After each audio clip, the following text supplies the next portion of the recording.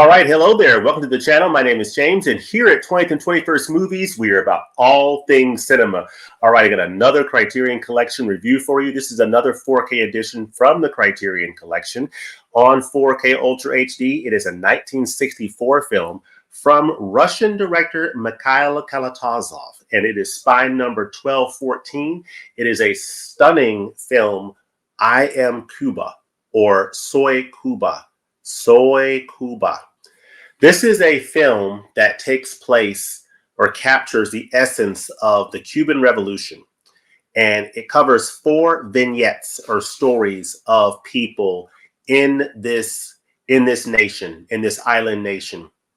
And it's from this Russian filmmaker. And there's a ton of history around the Cuban Revolution, around how the Russians got involved in Cuban affairs after the United States kind of pulled back during, I think, the late 1950s or early 1960s. So there's some good history there to get into with this release, and just some interesting culture and flavor that is very eye-opening for those of us who may not be as familiar with the details of this. Of course, when I think of Cuban history, I think about things like JFK's handling of the Cuban Missile Crisis. I think of, Fidel Castro and that whole Cuban Revolution. But to be completely honest, I don't have a lot of detailed knowledge of the history of that area. So it's a release like this from the Criterion Collection that is very eye-opening to sort of understand a little bit more about that history, understand a little bit more about the people and what was going on in this island nation during this time. So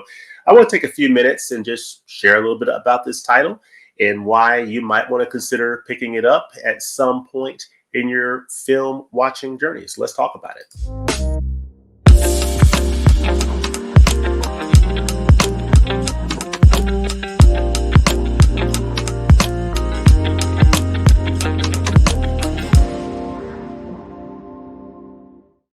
Soy Cuba, a film by Mikhail Kalatozov. He was a Soviet filmmaker. This is a film from 1964, and this edition from Criterion is just another one of those reasons why I love collecting Criterion titles. This is a title that when it was first announced, I had absolutely no idea what it was about. What is this, And for the longest time, this film, I don't believe, was available for viewing. It was a film that when it first came out, it was suppressed.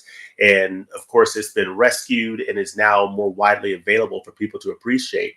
It is absolutely brilliant from a cinematography standpoint, and we'll definitely get into that. And it is a stunning piece of work that I think more people need to know about. So I'll read the back of the case here. It says, I Am Cuba, or Soy Cuba, both a landmark of radical political cinema and one of the most visually ravishing films ever made. Ain't that the truth? This legendary hymn to revolution shimmers across the screen like a fever dream of rebellion, result of an extraordinarily ambitious collaboration between the Soviet and Cuban film industries. Director Mikhail Kalatozov's I Am Cuba unfolds in 4 explosive vignettes that capture Cuban life on the brink of transformation as crushing economic exploitation and inequality give way to a working class uprising. Backed by Carlos Farina's stirring score, the dazzling camera work by Sergei Orosevsky, an inspiration for generation of filmmakers to follow, gives flight to the movie's message of liberation. Take a look on the inside. The front and the back of the case. Really nice artwork. The pictures that you see here are pictures from the vignettes. And as you watch the movie, you sort of pick up on that. Oh, okay, I see that. It is an incredibly beautiful film. And this was a title that after it was announced and I read about it and I've heard some comments about it, I thought, okay, I might pick that up for the sale. So it was on my maybe list. And I thought, well, maybe it'll wait for November. And I actually put a note to myself, wait for November. But then I decided, you know what, I'm going to go ahead and pick it up. And I am very happy that I did. So let me share a little bit about this film. Of course, this is the director, Mikhail Kalatozov. He was a Soviet director.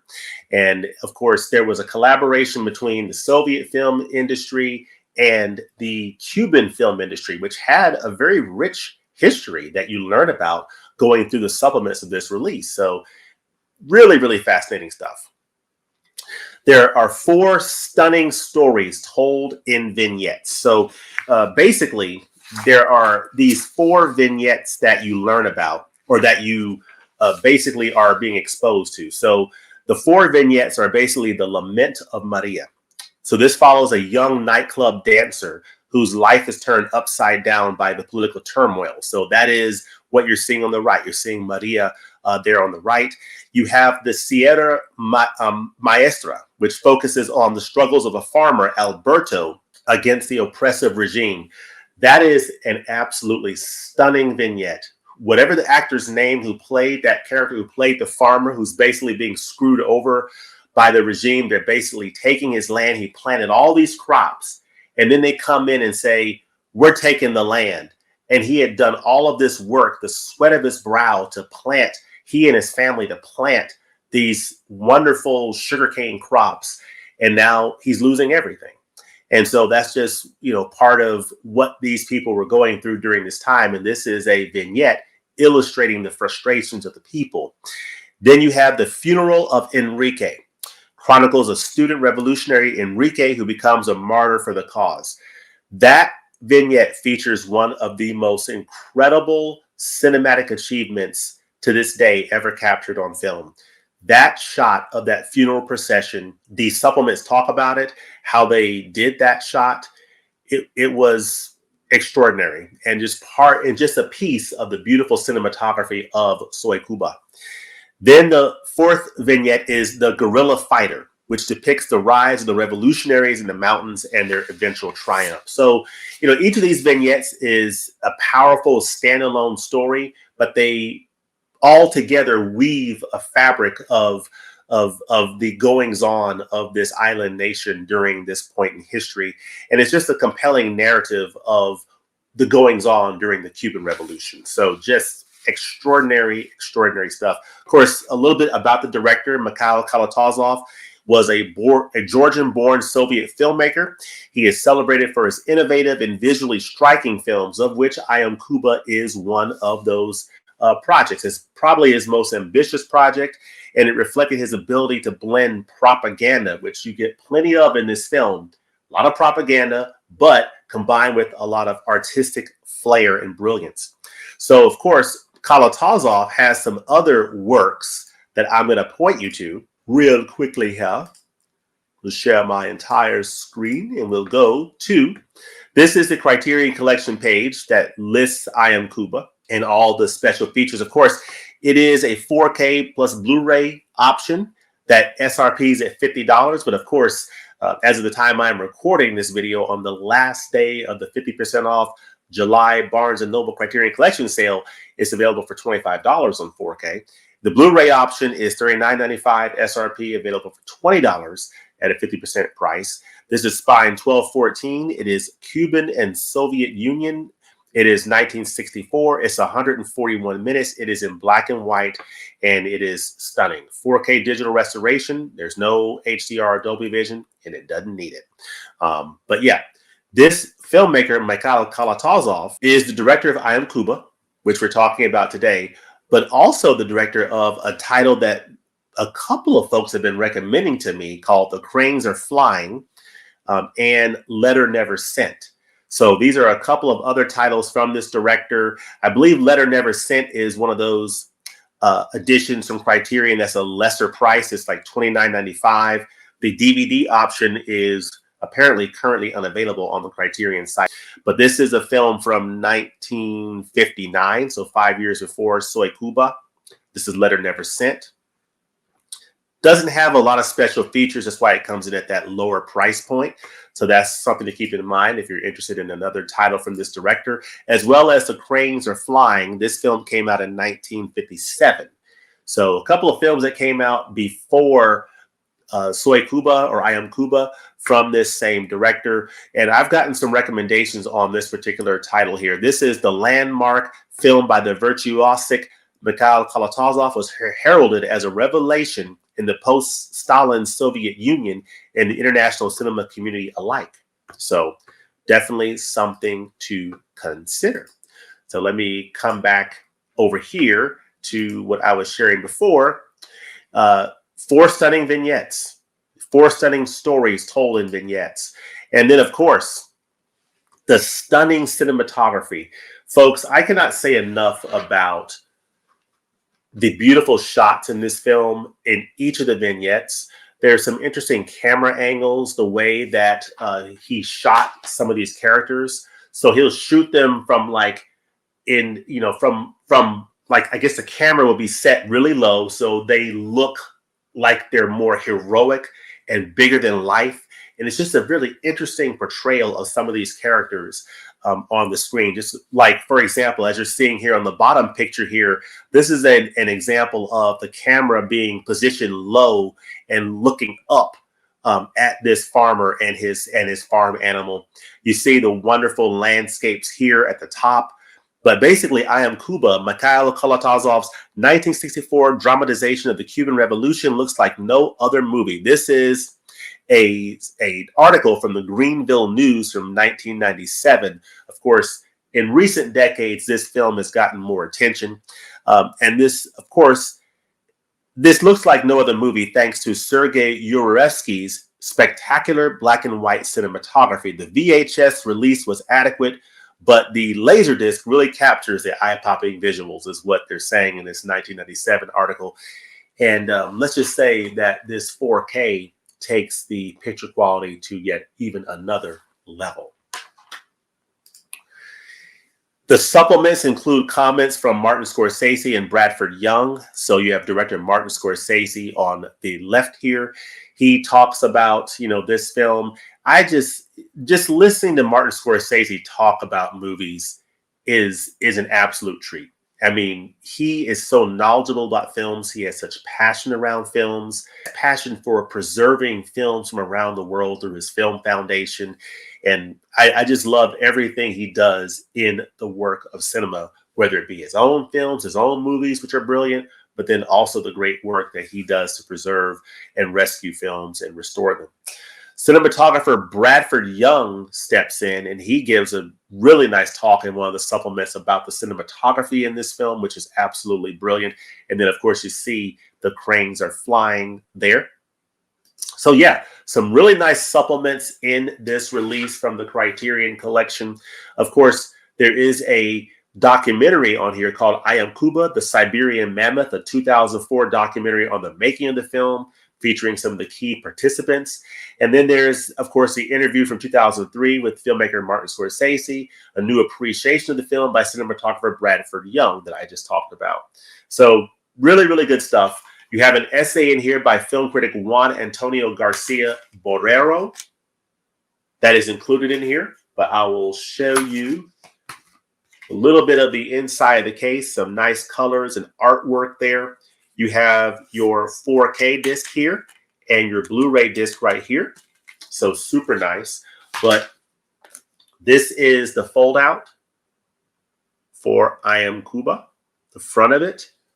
This is the back of it. That is Enrique there.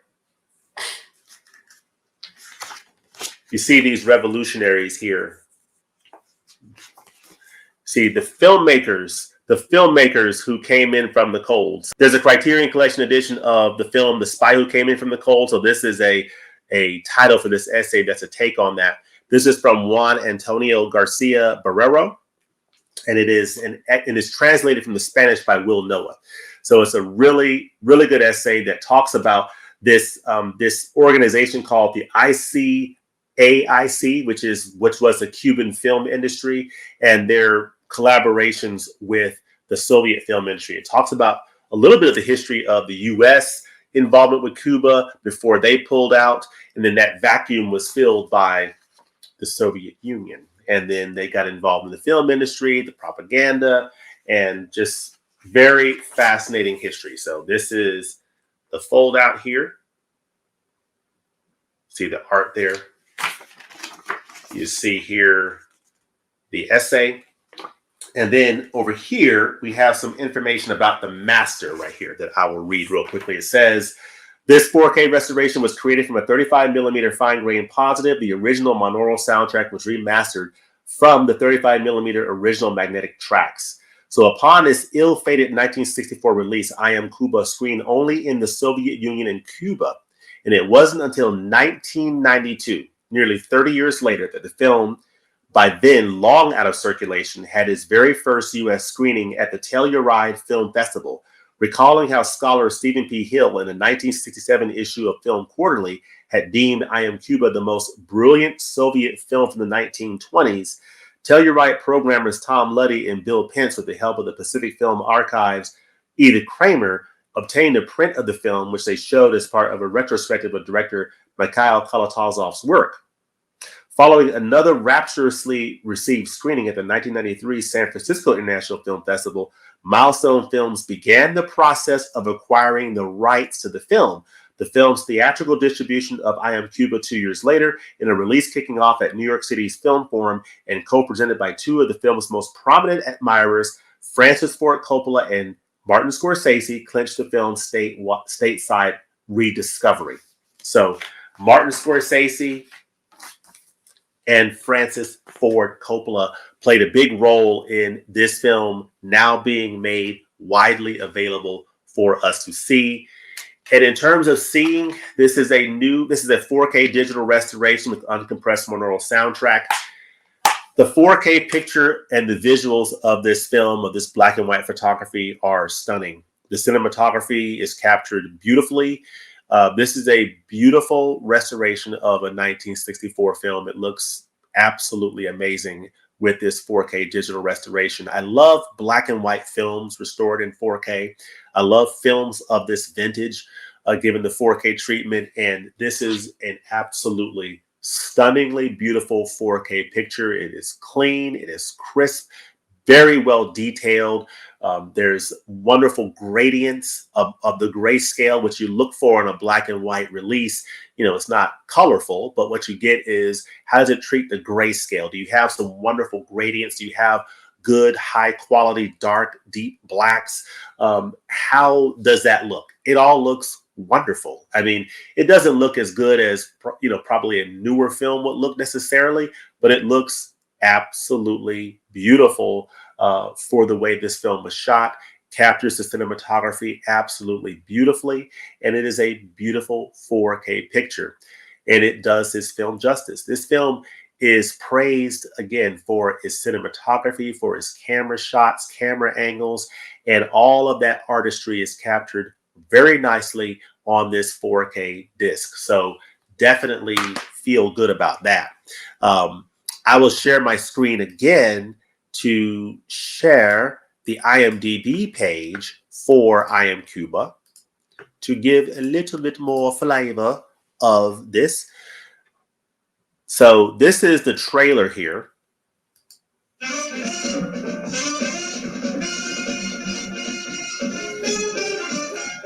For Soy Cuba.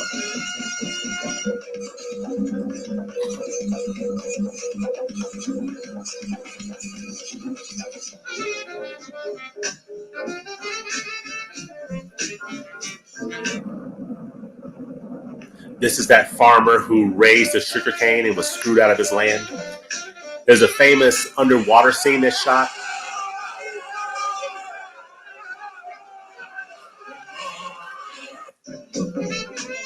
Right here, underwater scene in a pool. So many amazing shots in this film.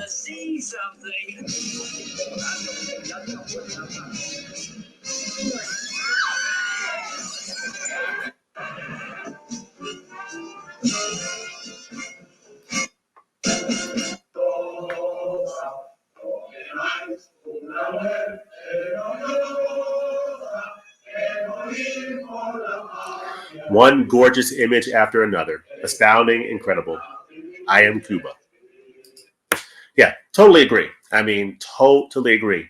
Again, 4 vignettes about the lives of the Cuban people set during the revolution or the pre-revolutionary era.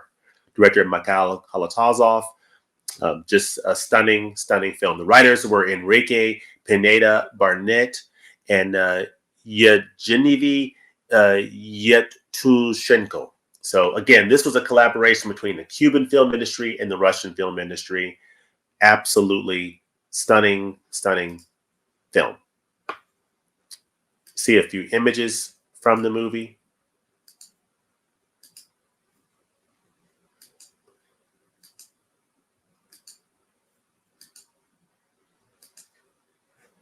That is not an image. That is a modern cell phone. But yeah, this is Enrique and the dove there. Great, great stuff, folks. Soy Cuba definitely receives a high recommendation. It is another stunning release in the Criterion Collection, and it is definitely recommended. Whether you get it on a 50% off sale, even if you get this on Amazon when they typically sell Criterions at 30% off, I think it's totally worth it for a film like this. If you're interested in films that give you a slice of an area of the world and help you understand better the history of that particular area of the world, if you're interested in something like that. This is a foreign language film. It is in Spanish with English subtitles, so that's something to consider as well. If you're interested in a film like this that kind of opens your eyes to a different area of the world, then definitely give I Am Cuba some consideration.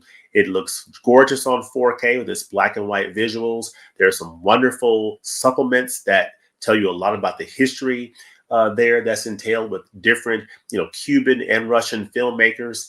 And it is a stunning work, and I'm so happy that it's in the Criterion Collection. It is Spine 1214. It is from 1964. It's from director Mikhail Kalatozov, and it has a very high recommendation from me. So definitely check it out. But let me know in the comments section below, what do you think of I Am Cuba, Soy Cuba? Have you seen it? If so, what do you think about it? Also, let me know what you think about Mikhail Kalatozov's filmography and other films that you would recommend from him. Have you seen The Cranes Are Flying? If so, what do you think about that? Have you seen Letter Never Sent? Let us know some of your favorite films from this Soviet filmmaker in the comments below. And as always, thanks for watching, and we'll look forward to seeing you next time at the movies. Peace.